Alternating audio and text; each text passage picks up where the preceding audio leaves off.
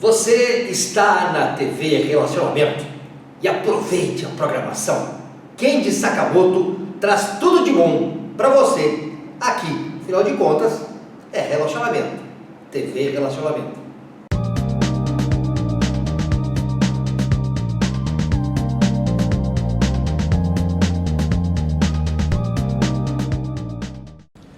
Olá, internautas, iniciamos mais um programa Gestão Executiva e hoje nós temos aí uma área que está tomando vulto, um pouco mais de responsabilidade e uma visão ampliada dos pets e também dos animais selvagens e tudo mais.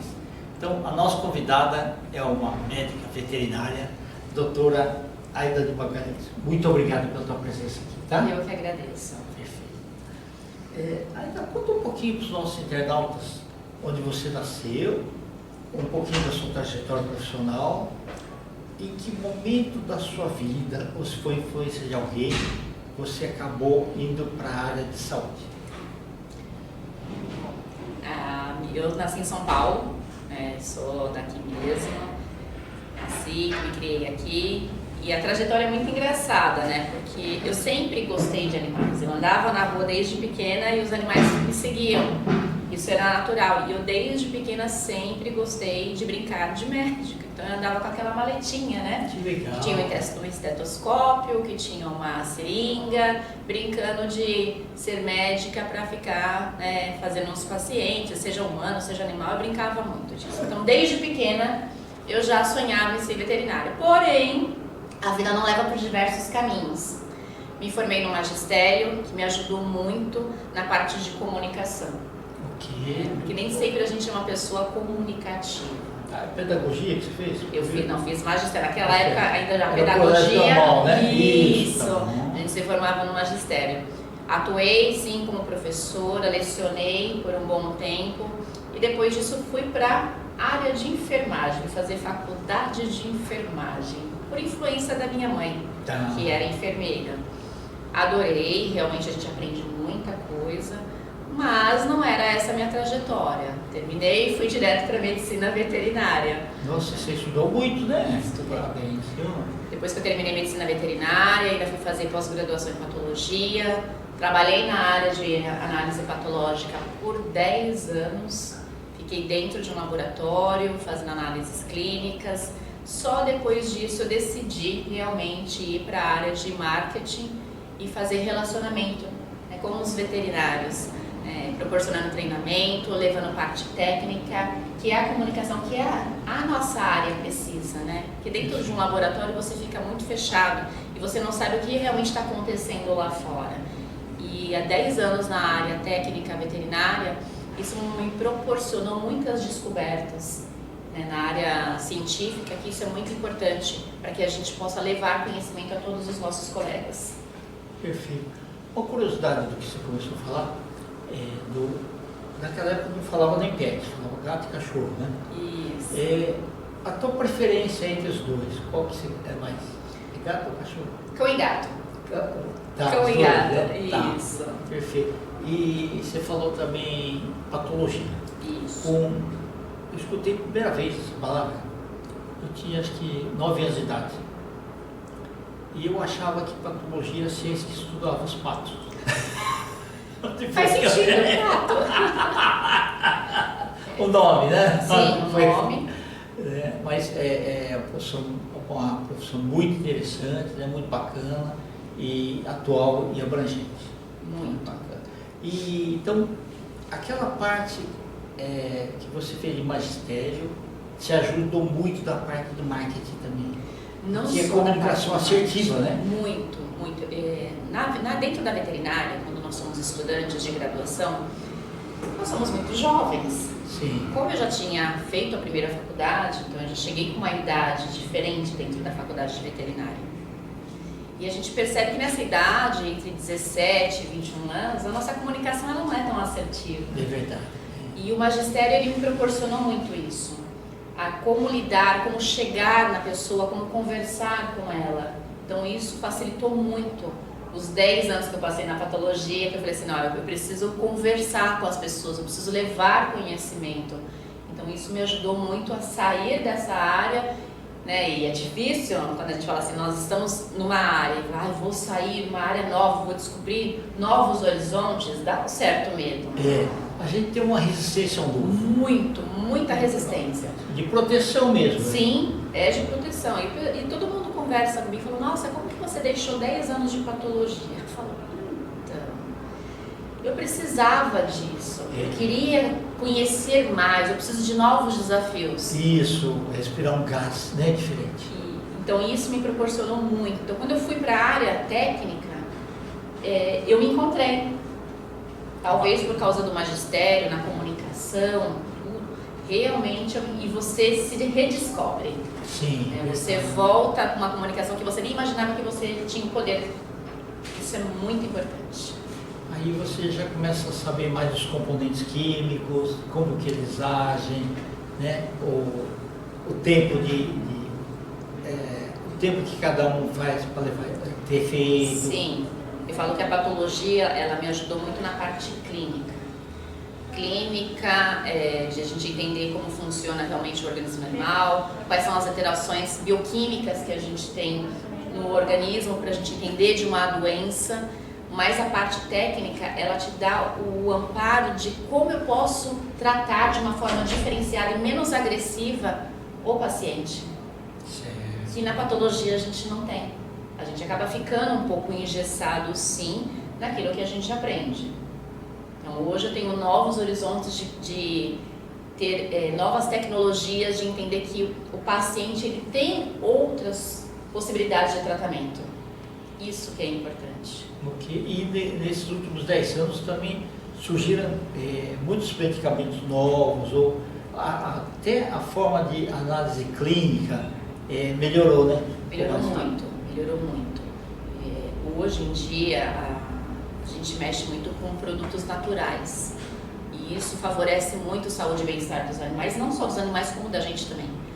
Se a gente pensar bem, hoje eu trabalho já há 8 anos só com a parte de imunidade. E a parte de imunidade, tanto dos animais, porque eu precisei também entender na área humana. Então eu me lancei para a área humana, fui fazer um intensivo de gastroenterologia para entender como funcionava a parte de imunidade, para trazer isso para a veterinária e favorecer a minha parte técnica. Então isso ajudou bastante. Ok, muito bom. E é uma área que você tem que ter atualização constante, né? Ela não para. Eu brinco que quando eu estava para entrar ainda na veterinária, eu tinha um médico ortopedista que ele sempre me orientava. Ele falava assim, tá vendo esses livros em cima da minha mesa? Tô vendo, doutor. Então, quando você for para veterinária, você vai viver estudando, porque médico não pode parar de estudar, não pode parar de se inovar. Sim. E eu olhei para ele e falei assim, tá bom, né? A gente debocha um pouco, né? E realmente, quanto que a gente estuda? As pessoas às vezes não têm noção, acham que a medicina veterinária porque cuida de bicho, né?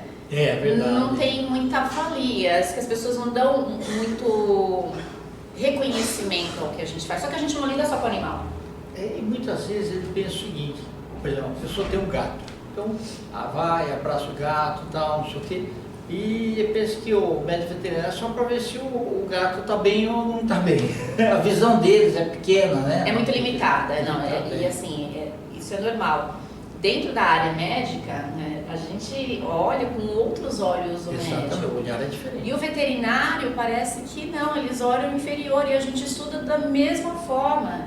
Né? E tão mais, porque diferente do humano que fala, né, a gente pergunta para o humano, a gente depende do tutor, do olhar do tutor, para saber o que o animal está passando, porque o animal não conversa com a gente, né? Não na linguagem que a gente está acostumado, mas o veterinário ele aprende a lidar com o olhar do animal, na sensibilidade do corpo dele, como que ele está reagindo. Então a gente tem que perceber, ser muito perceptivo com isso. Verdade. E aí o seguinte, os animais são mais fiéis que os humanos. E uma vez eu li uma frase do Leonardo da Vinci, que ele fala assim, um dia o homem conhecerá o íntimo dos animais, e nesse dia um crime contra o animal será um crime contra a humanidade. Eu acho que é bem isso. Mas eu acho que a consciência está melhorando um pouco. Eu lembro que eu cheguei Melhorou aqui, bastante. eu lembro que quando eu cheguei em São Paulo em 72, você tinha muito gato de rua, que era chamado, não, cachorro de rua que era chamado vira-lata, Isso. o gato. Eu lembro que na prefeitura tinha um setor que era de zoonoses. Que recolhiam os Recolhiam animais. os animais e depois sacrificavam, né? Exato. Então, hoje já não tem mais isso, né? Não, hoje você não tem mais isso, né? Ainda bem. Hoje a gente trabalha mais com os maus tratos, então a gente consegue acionar sim, né, tanto a zoonose quando for necessário. No caso, quando o animal está muito debilitado, que é uma doença que pode ser contagiosa ao ser humano, como a leishmaniose, sim, eles vão até lá. Raiva também, a gente aciona as zoonoses. Então, esporotricose também de felinos, também a gente aciona a zoonose, porque eles precisam verificar qual é a parte territorial que está acontecendo isso. Então, a gente precisa delimitar qual é o território que está acontecendo essas zoonoses para a gente saber e poder agir na parte humana também, protegendo. Tá, e preventivamente, né? Preventivamente também. Que bacana.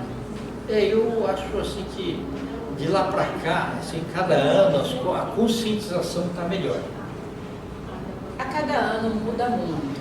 Eu brinco que mais de 20 anos que eu já estou na área, mas muito antes, quando eu já percebia e eu gostava muito, né, de conversar com os veterinários, então a gente brinca que são os veterinários raiz, né, que são os mais antigos dentro da nossa área. Mudou muito de 20 anos para cá. O animal, ele não era visto. Hoje não, hoje você vê que em cada esquina você encontra um pet shop, uma clínica veterinária, o cuidado, a responsabilidade também tem alterado. Então, o humano, nós humanos, estamos percebendo que se a gente fizer prevenção nesses animais, eles também vão viver muito mais, assim como a gente. Verdade. E tem o modismo, né? Eu lembro que na década de 70 era o piquinês, né? O Doberman, tinha umas outras. Depois começaram a vir outros tipos também. Sim, eu mesmo cresci com um piquinês, né? Tá. Tinha a mãe e o filho. Naquela época, os piquineses, eles eram pequenininhos, eles são pequenos, Sim. né? Uma raça pequena. Como eram muitas casas, então era normal você encontrar um Doberman, um fila. A fila era muito comum da raça você encontrar em todas as casas. E o fila é brasileiro mesmo. Sim, nós temos o fila brasileiro também. E realmente nós encontrávamos esses animais de grande porte, por causa que eram mais residências do que prédios, né? Sim. Hoje em dia mudou muito a característica. Hoje nós temos o espaço reduzido, então o tamanho dos animais modificou muito. Por isso que hoje também os felinos cresceram mais, né, na predileção das pessoas, porque é um animal de pequeno porte que não exige que você fique ali igual um cão, né, que quer carinho o tempo todo. O gato não é assim, ele não fica pedindo carinho o tempo todo e atenção. Então ele tem uma parte de vida diferente do cão. Então as pessoas hoje, por isso que está crescendo tanto também os felinos dentro dos apartamentos. E nós vivemos também uma pandemia que mudou muito a característica. Sim. As pessoas perceberam que elas precisavam ter um animal dentro de casa, seja um peixe no aquário, seja um hamster, qualquer coisa. Então mudou muito a característica. Por isso que os animais hoje a gente vê são animais de pequeno porte, até por causa do próprio espaço mesmo. Tá certo. Ainda nós estamos nos finais, eu quero que você volte algumas vezes, tá? Você pode deixar seus contatos? Claro. O meu Instagram, para quem puder procurar, então é m.v.aida_barral, tá? O e-mail é dra.magavet@gmail.com. Telefone, prefixo 11 95650 0050. Ok. Volte outras vezes. É um Muito prazer. obrigado. Internautas, com os agradecimentos então a essa fantástica profissional, doutora Aida de Magalhães, nós finalizamos mais uma Gestão Executiva. Grande abraço e até a próxima.